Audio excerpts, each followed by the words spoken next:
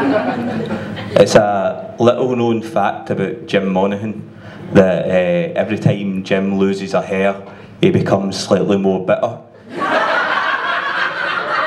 Which, if you look at his head, makes a lot of sense. Anyway, this is a new poem.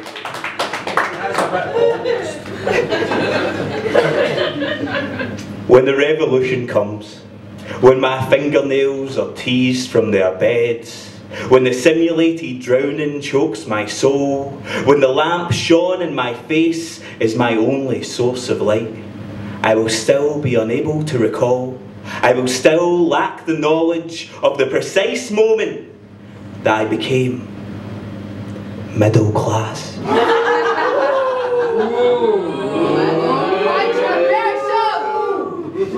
Was it my first craft beer? And the subsequent realisation that alcohol could be brewed for taste and not volume? Mr. Mad Dog never made us aware of this. An intrinsic hipster justification of studied alcoholism. Was it on the successful completion of my first downward-facing dog? Limbs as nimble as my social mobility, my morals as flexible as my hips. No class war in Warrior 2. Namaste, social conscience.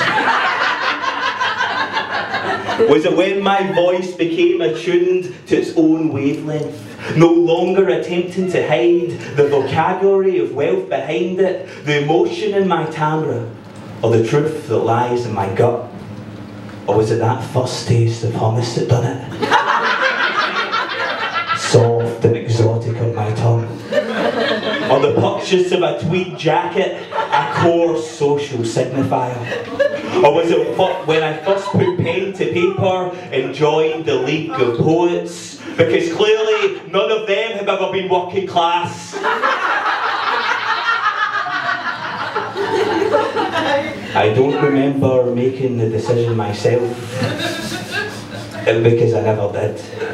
This was a judgment handed down, a classification ordained by my betters, who looked at the evidence and decreed, this is a middle class man.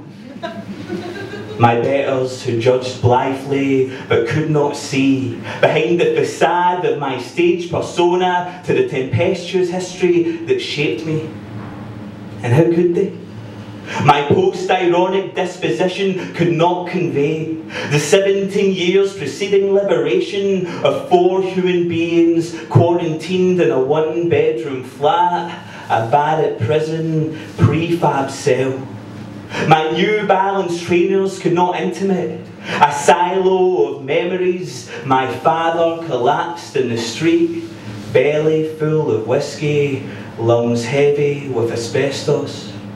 My World Cinema DVD collection could not explain the sorrow that inhabited my core and refused to leave as I held the hand of my mother's limp body, surrendered in her early 50s to a litany of disease and a lifetime of poverty.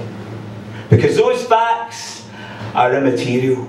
Because doesn't my dress sense just scream academic? But that would seem to equate class with intelligence, and we've all met too many thick as fuck posh cunts to know that to be incorrect. So when did it occur?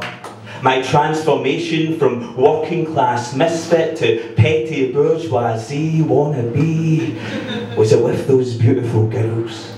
The ones I clumsily chased around university campuses and stayed house parties? Is class sexually transmitted?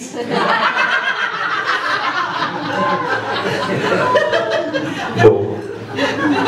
Surely it occurred to my ability to negotiate the superior jargon and successfully complete a Creative Scotland funding form. By far my greatest achievement. So I stand in front of you today, a working class traitor, or a middle class failure, or most likely both. To ask that your labels could perhaps be a little more accurate, or at least a little less tedious. It makes a mark on my tweed jacket, you see.